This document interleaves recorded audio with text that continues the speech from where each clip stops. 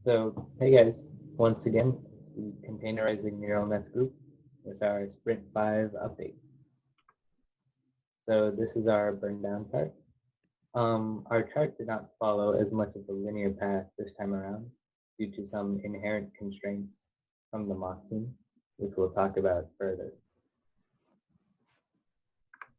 So this is our, we wanted to share where we are for our MVP. We have finished the 2 working pipelines and have finished the deployment of our mock interface. So basically, we've finished the total project deliverables. So for our final sprint goals, we had to finish the workflow with text report plugin for our interface pipeline, fix the authentication issue, and most importantly, fix the new persistent volume error for PMAN, and finally, to try and get our workflow to work on the Chris UI. So we have finished the training pipeline, at least on our own local computers. The training pipeline consists of 2 plugins. The first one is PL-MGZ2 labels. It converts raw MGZ files and the ground truth to both images and the NumPy arrays, and feed it into our 3D UNet plugin for training. We have explored 2 types of classifier, one for the segment of the whole brain at once, and the other is that segments a specific region of the brain at a time. In order to do that easily, we modified our plugin so that it can train multiple models at the same time. The output will be H5 models, which can be used for inference. Next, please. These 2 figures show the accuracy and loss performance in our training pipeline. So our final model is using 500 subjects and trained for 10 epochs. The accuracy finally reached 93%, and the validation and training loss are finally at almost the same. The reason why we only use 10 epochs is that the training accuracy is convergent, and also to prevent overfitting. Next, please. So we use our heat map plugin to compare our segmented result and the ground truth. As you can see, if the pixel is not black in the heat map, it means there is a difference in this region. The brighter the color of the heat map, the more differences between the prediction and the ground truth. This heat map result is almost in red color, which means that our result is fairly good.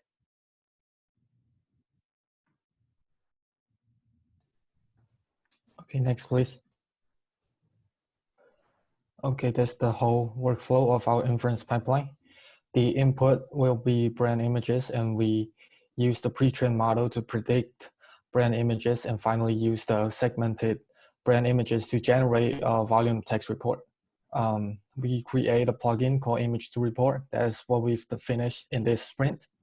Next, please. The principle of the image to report is that first it will reconstruct the whole brand. That means it will stack all the segmented brand images to a 3D array. And inside this array, each pixel value is corresponding to an index of a brand label. For example, pixel value 1 means this pixel is representing the region of the brand of label number 1. After counting all these unique pixel values, we can calculate the estimated volume. Next. Okay, so now we're going to talk more specifically about the mock issues for Sprint 5. So for Sprint 4, we carried over the authentication issue, and after some help with our mentors, we discovered that the authentication issue was due to how SSO authentication was handled. In recent events, mock has stopped supporting the existing OpenID authentication that we had been using.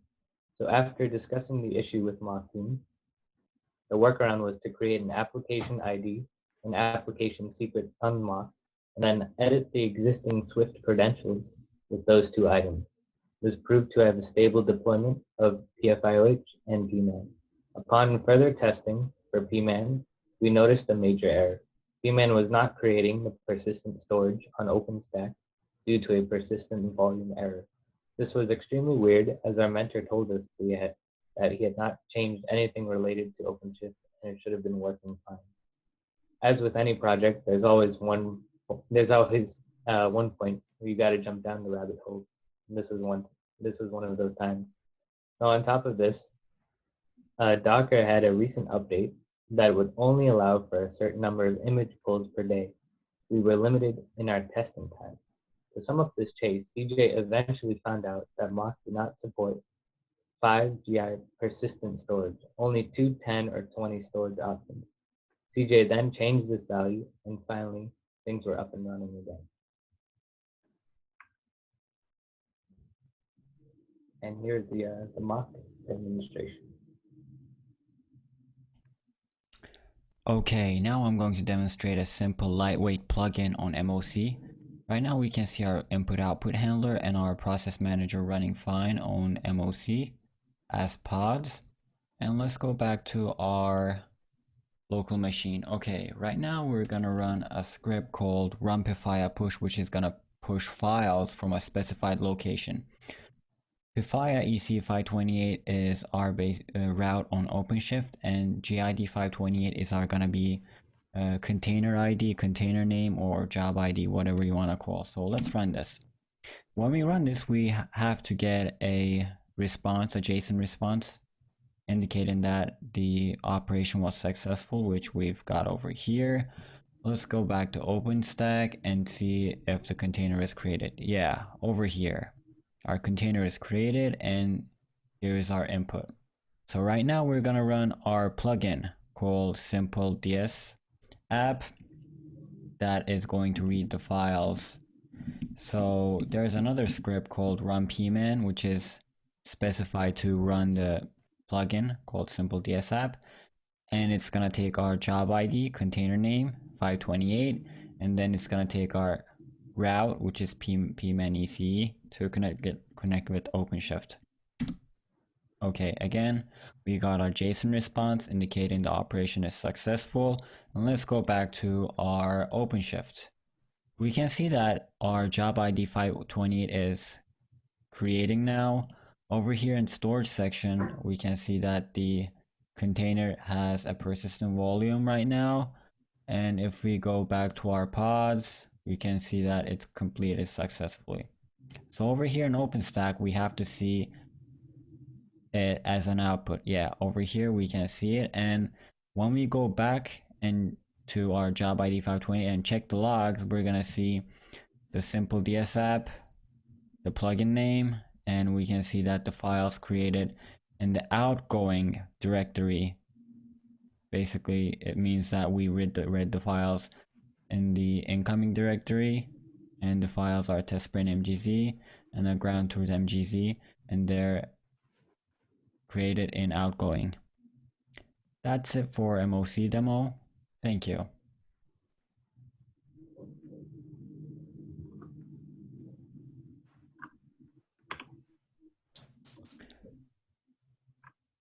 Okay, I'm gonna demo our inference pipeline.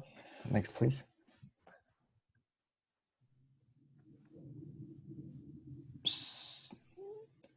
So this is our neural network plugin. The input will be images, brand images, and along with pre-trained weights.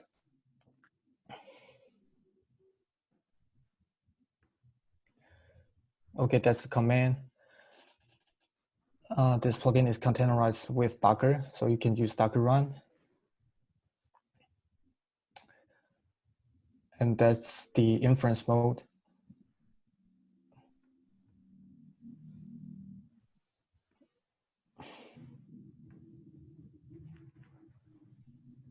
Okay, there you go.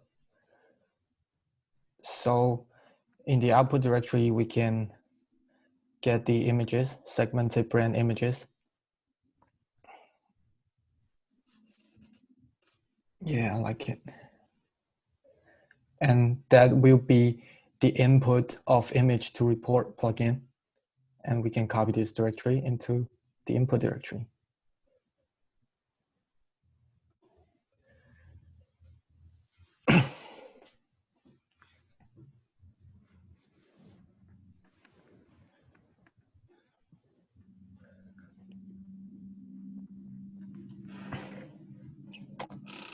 And this plugin first convert all the input images to a numpy arrays, as you can see. And then it will convert the numpy array to a HTML volume report.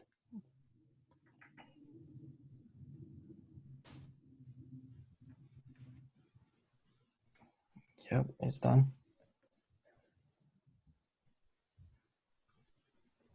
And that's the report. Each region of brand corresponding with its volume. And there are total 200. Yep, that's it.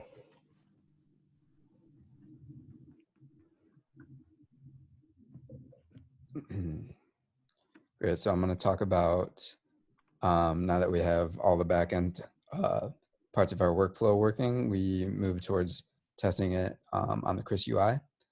So the goal is just to make sure all the inputs and outputs just works seamlessly together, and that the workflow is just working how it should be. So the progress we made in testing out the workflow in the Chris UI is we tested one of our 4 parts of our workflow. So there's 2 training and 2 inference. We completed testing the first training pipeline. Next slide, please.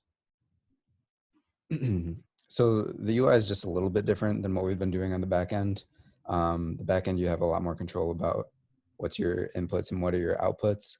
Also on the UI, there's a thing called a feed, which is basically the workflow that you're making. And in the feed, you have to start with a feed synthesis plugin. So this is something that we weren't dealing with on the back end. So the UI had a few options to get the patient directories into the UI. Unfortunately, this was the hardest part about testing the UI for me. The actual pipelines worked just fine.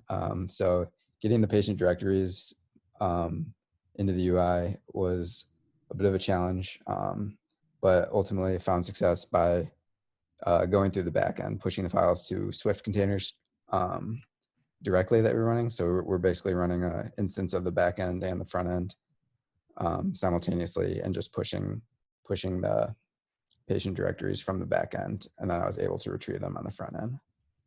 Next slide, please. So this is where we're at currently again. So we've basically completed our whole workflow, which was our MVP. All that stuff works together. We're now just testing it on the UI and making sure everything works well. Also, we've been working on deploying these plugins onto the MOC. So what we'd like to finish is we'd like to continue testing the rest of the pipelines on the UI, and then also test inference workflow on MOC. Any questions?